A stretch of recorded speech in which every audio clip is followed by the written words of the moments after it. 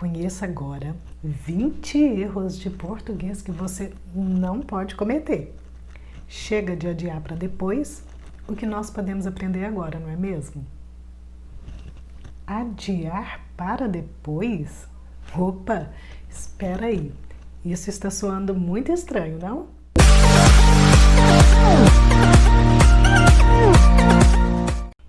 Você fala ou conhece alguém que fala assim? Expressões desse tipo são abusos de linguagem.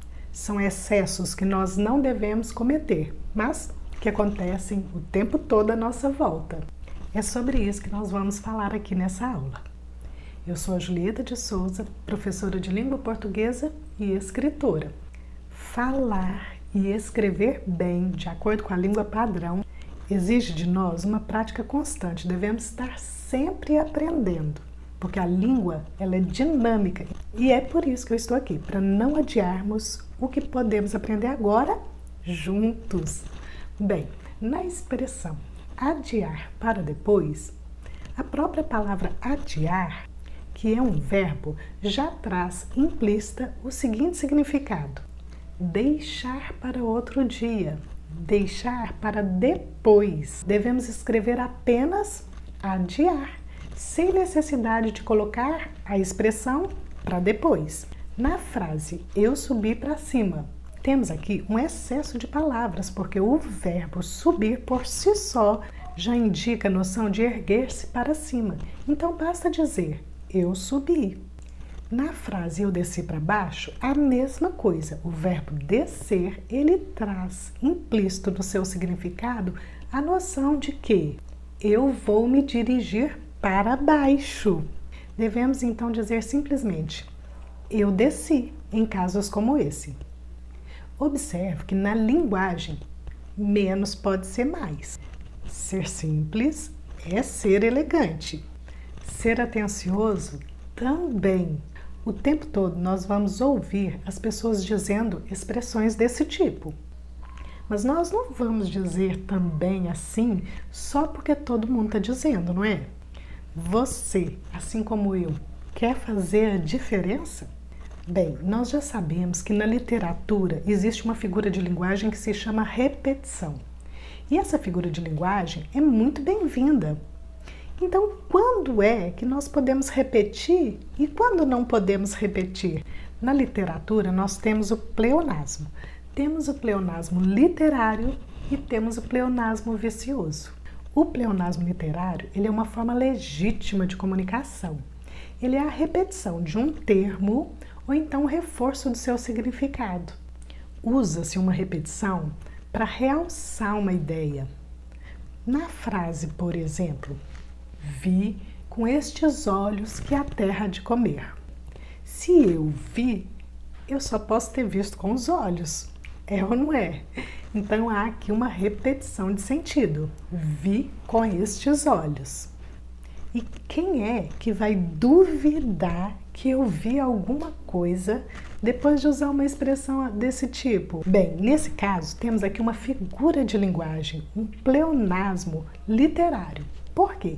Porque é uma situação em que se quer dar ênfase com consciência naquilo que se está dizendo, para chamar a atenção do interlocutor. A intencionalidade na hora da comunicação faz com que esse pleonasmo seja literário. Já o pleonasmo vicioso, ele é chamado pelos linguistas de redundância. A redundância é o excesso de palavras sem propósito nenhum na comunicação. Sabe quando a gente fala sem pensar? Pois é, chamamos de pleonasmo vicioso porque são repetições de sentido totalmente desnecessárias e que ao invés de dar ênfase, de reforçar aquele sentido que a gente queria passar, essa repetição acaba enfraquecendo a nossa capacidade de expressão. Eu diria que é uma inconsciência daquilo que estamos dizendo. É aquilo que a gente fala, por puro vício. E por que a gente usa redundância? Por que a gente acaba adquirindo esse vício? Simplesmente porque nós não estamos o tempo todo atentos ao conteúdo de cada palavra que sai da nossa boca ou de cada palavra que a gente escreve.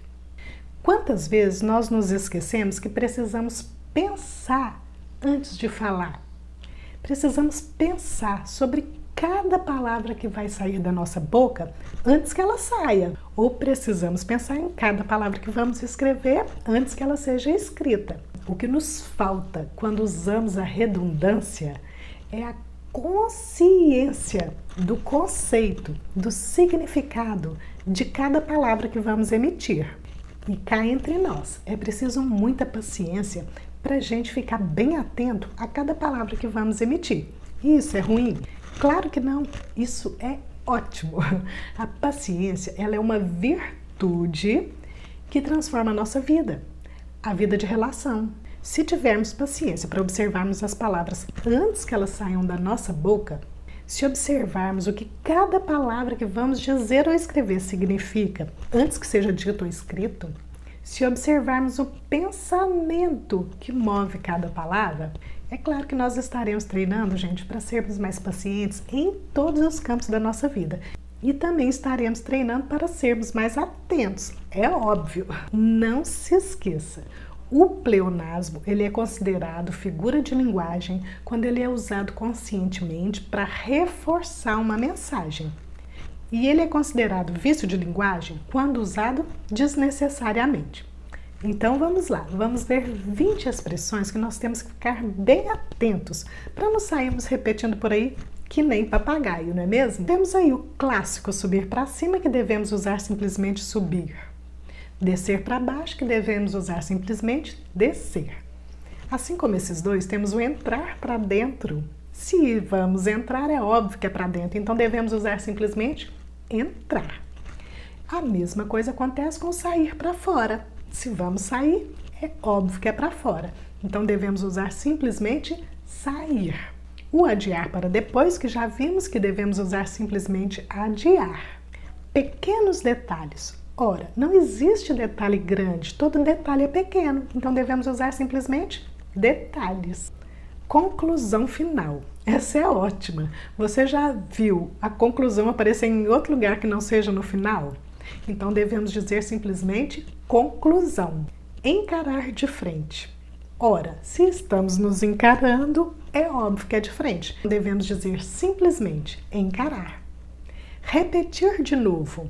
Bem, se vamos repetir, é óbvio que faremos de novo a mesma coisa. Devemos dizer simplesmente repetir. Na palavra hemorragia já temos implícito aí o fluxo, exagerado de sangue. Então não precisamos usar a expressão de sangue, simplesmente ele teve uma hemorragia. Espero que não, né? Inaugurar um novo recinto. É possível inaugurar algo que não é novo? Pois é. Então devemos dizer simplesmente inaugurar o recinto. E em protagonista principal? Essa é ótima. O que significa a palavra protagonista? Significa que é o personagem principal do livro, do cinema, não é? Então devemos dizer simplesmente protagonista. E já estará implícito aqui o significado de que é o personagem principal. Países do mundo. Ora, existe países em outro lugar que não seja no mundo? Não, não é mesmo? Então devemos dizer simplesmente países. Metades iguais. Bem, se não forem iguais, não serão metades, não é mesmo? Então vamos dizer simplesmente metades. Ganhar grátis. Ora, se vamos pagar por alguma coisa, não vai ser grátis. Por isso podemos usar simplesmente ganhar. Hepatite do fígado.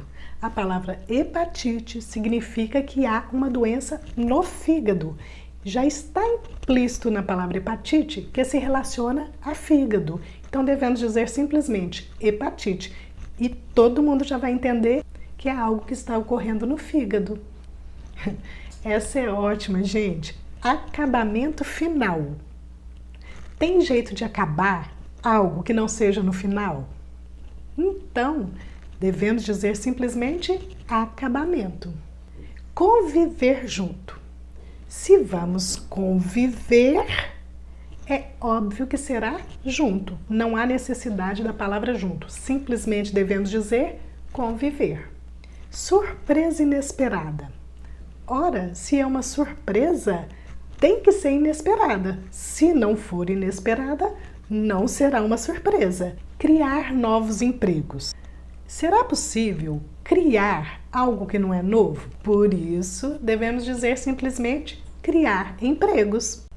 E depois desses 20 erros de português que a gente não pode cometer, vale a pena conhecermos mais 2. Vamos lá? Há muitos anos atrás. Bem, esse é um erro clássico que vemos até em livros publicados. O A com H e com acento já se refere ao passado, é a conjugação do verbo haver. Neste verbo, a, já está implícito aí a noção de que é algo atrás no tempo. Não há necessidade de escrevermos novamente a palavra atrás. Podemos dizer simplesmente há muitos anos. E por fim, um erro muito interessante que nos faz até duvidar de quem diz: eu tenho certeza absoluta. Ora, o que significa a palavra certeza, gente? Não há aqui a necessidade de usarmos absoluta para reforçar essa ideia. Eu quero ser amanhã uma pessoa melhor do que eu sou hoje. E você também quer? Mas nós estamos inseridos numa cultura repleta de erros de português. Isso é um fato. E eu observo que não é possível ser melhor se eu não melhorar a minha expressão oral e a minha expressão escrita. Você também observa isso? Porque à medida que eu vou dominando a linguagem, eu observo que eu organizo melhor os meus pensamentos. Eu tenho que ser mais atenta, mais paciente. É claro que isso colabora para que eu seja uma pessoa melhor. Se você também quer melhorar a sua linguagem, se expressar melhor, é só clicar no vídeo aqui na tela e continuar aqui comigo no canal. Beijinhos e até a próxima!